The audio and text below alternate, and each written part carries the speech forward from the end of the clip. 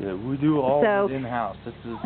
So Matt, let me ask you a question, because I remember I had a conversation with my business partner about meat, and he was always like, oh, don't skimp on prices around meat. You should definitely get quality meat. And so I'm now hearing and seeing the light of that. So, you know, it is a little more expensive to buy from an independent farmer like yourself, but talk to us about the reasons why that is and why we should invest in that extra money. Well, it takes more on a daily basis. The actual manpower that goes into raising and feeding, and as you can see, the equipment that it takes to actually produce quality food and stuff, to where you have to get that price. You have to make it worth it, or at least make it to where it takes care of itself, to where I'm not out here working for nothing, you know? Right. And spending my money trying to grow stuff that is not gonna at least break even in the end, you know? And I just noticed, you know, like some of the meat that we're getting from you through the CSA, like the goat meat that we had last week, really isn't even that much more expensive. I think it was just a thing that I had in my head. So talk to me about how you've actually, like, this is where the chickens are prepared? Chickens and turkeys, all poultry. Okay, so how does it happen? Basically, they go in here head first, and we do the, I don't know how you want to call it, but this is where they end up. Yeah, okay, we all cut them at Thanksgiving, so this is where they're cut, I guess. Right? From there, they go into a hot water bath for about a minute.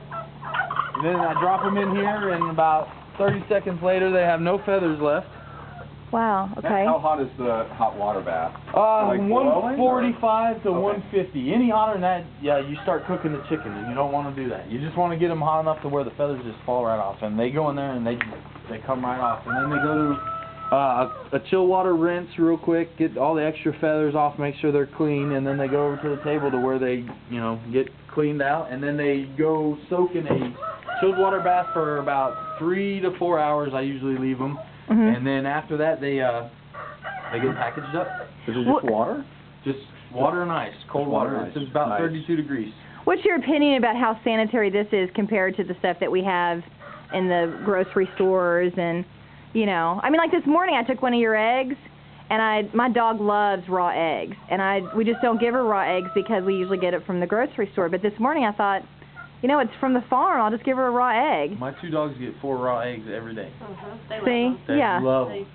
They love them. So you think it's, I mean... I give them to the hogs. I give them to everybody, because we'll get eggs out of there that are cracked sometimes, and you know, we don't sell them to anybody, so they go in a separate container, and they get put on the dog food every morning, because I have some pretty picky eating dogs, and they like some treats on it. They like wet food mixed with dry food. And then is this process just as sanitary or more sanitary? It gets cleaned up before I do any processing and afterwards, because it is outdoors. It gets dust and stuff blown on it, but before we do any processing, it gets a full bleach bath. That's why it's all stainless steel, and this is kitchen grade. I can spray bleach, water, soap, everything, all over everything, and then it gets all hosed down, and then we start the process, and then immediately after the process is all done and they're all packaged up, it gets hosed down and cleaned up completely again. That's amazing. Okay, well I didn't know that. So okay, on to something else now. These are these turkey? We got turkey legs. Yes. So is this where we got? Yes. Is this where we got the turkey legs? Huh? Is that the male or a female? Like, how do you know the difference? Those are the males there. Those are the females. The males you can tell by the throats, and they got that big long thing on the top of their head, and then you'll see the black feather coming out of their chest. Oh yeah. The hens don't have that.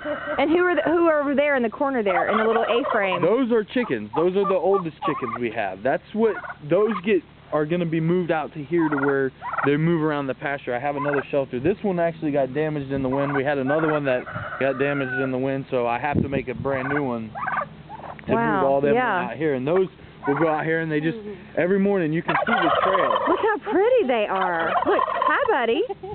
They're talking to us. Hi babe. Thank you for being our food in the future. And those are some of the chickens that you'll be getting soon. Oh, awesome. So over there. Yeah. Those are the older ones. Those are still coming up. But how old are the chickens when they make it over here? When we get them to the farm, they're 2 days old.